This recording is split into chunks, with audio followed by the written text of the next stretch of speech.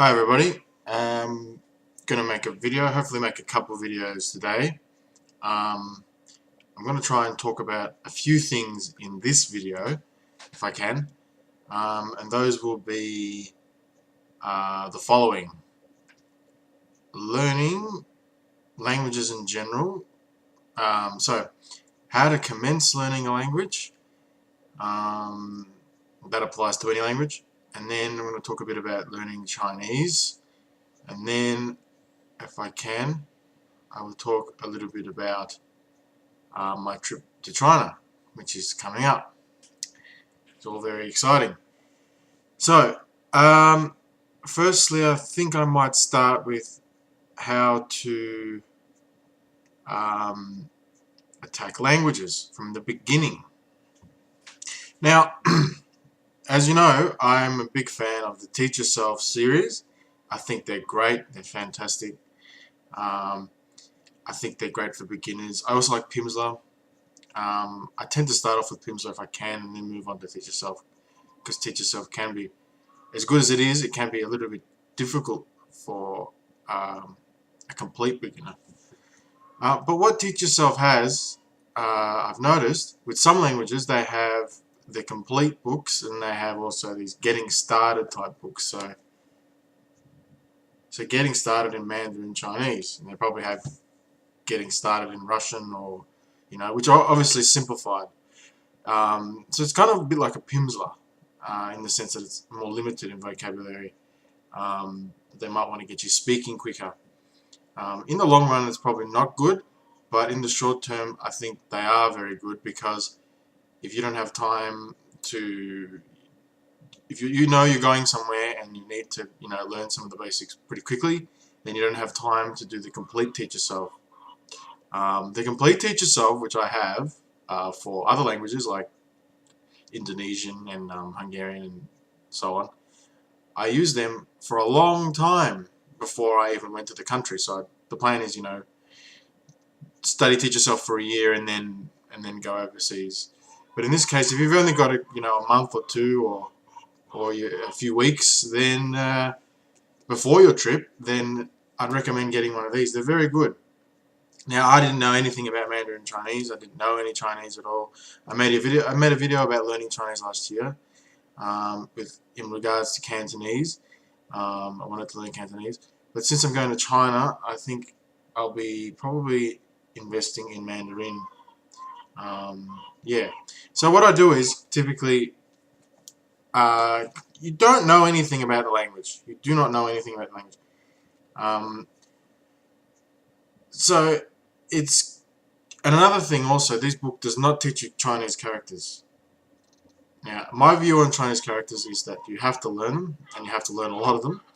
However, for a short trip, or in the short term, if you just want to be able to converse, you're better off ignoring the written language for a little while before you jump into characters, because that will be a huge distraction, because learning characters is a big commitment.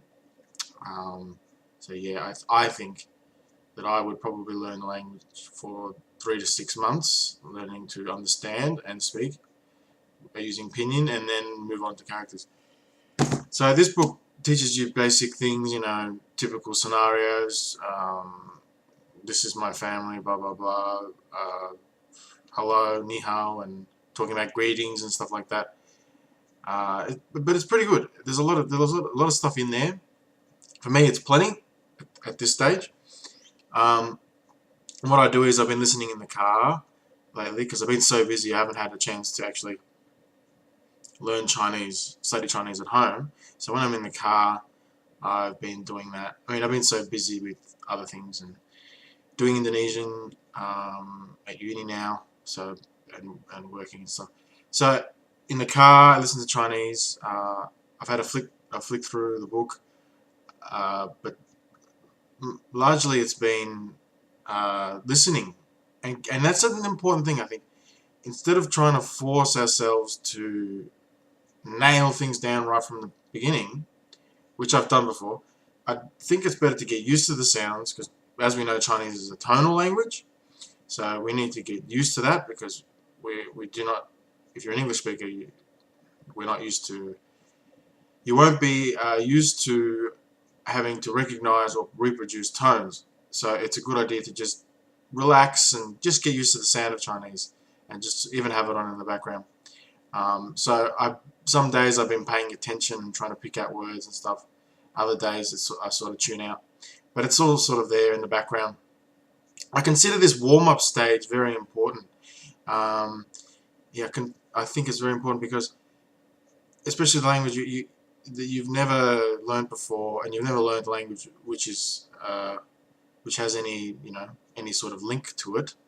I mean, I haven't learned any other languages which are similar to Chinese, so I need to get used to that.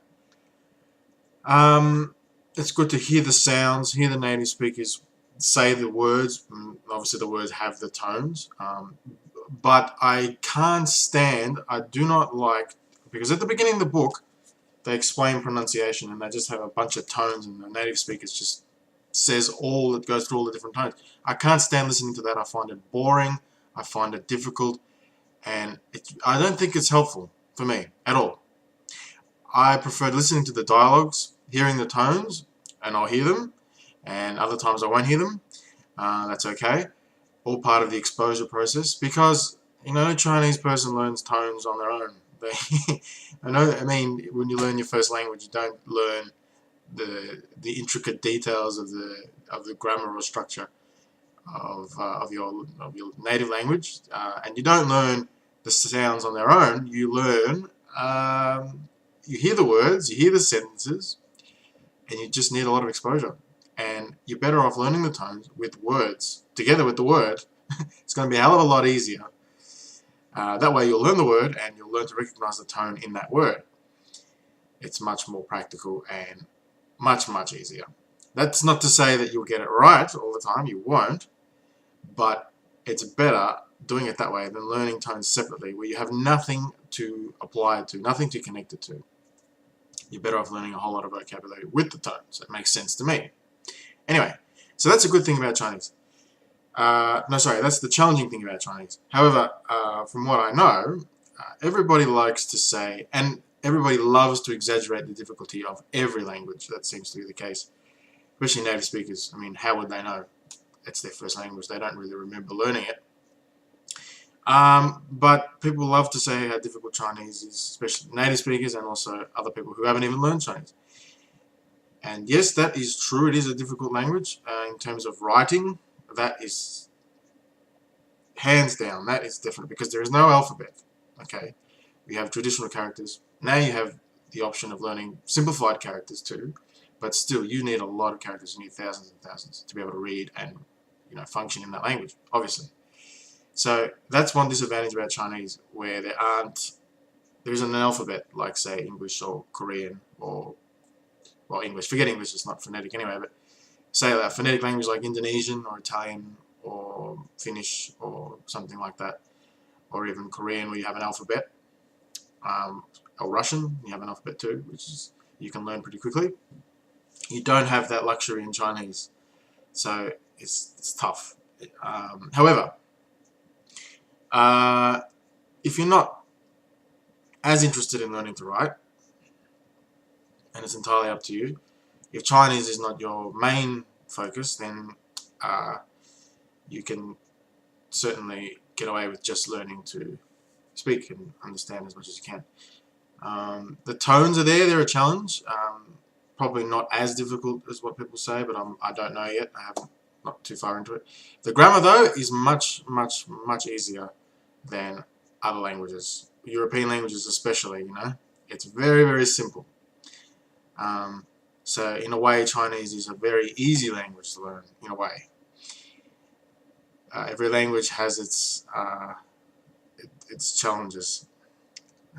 Yeah. So anyway, so that's going to be an interesting adventure. I've got about 2 weeks until I leave for China. It all sort of happened very quickly. So now I actually might start going through the book and trying to notice things more. So in the beginning, we want to just familiarize ourselves with the sounds, relax, don't try to memorize too much, don't try to understand too much. Have this on in the background, flick through it, maybe learn a few words, forget them, hear them again, forget them, hear them again. I think that's great. It's all part of the exposure process. So don't try to nail things down in the very beginning. Maybe after a little while, maybe about a month of listening, leisure in a very relaxed manner, then you maybe want to start nailing things down a little bit, or trying to notice things a bit more, and trying to learn some words and phrases. It all depends on your needs. If you need to go to China pretty quickly, then you want to get some words and phrases memorized. If you're not, then you want to just try to keep exposing yourself. There's many ways to go about it. There's definitely not one way. But I'm trying to move away from the nail things down from the beginning approach. As I think in the long term, it's probably not. In the long term, if you're going to learn that language and stick with it, then the nail down approach in the beginning doesn't work, because you'll spend your time nailing down certain words and phrases. But as you know, in the language there are thousands and thousands and thousands of words, excuse me, that you need. So you're better off getting an overall exposure to that language before you really try to commit to. So, in other words, instead of learning 100 words and nailing 100 words down, you might want to get exposure to 1,000 words or 2,000 words, and then you can focus on memorizing things. Yeah, in the short term though, if you are going somewhere, then it's probably worthwhile to nail down a few words and phrases. So that's it. This video is getting a bit long. The next thing I probably want to talk about is Chinese, learning Chinese in the long term in regards to my languages, my other languages, and which languages I'm going to be keeping up and which languages I'm not going to be keeping up. So I think I'll stop the video here and continue on in a minute.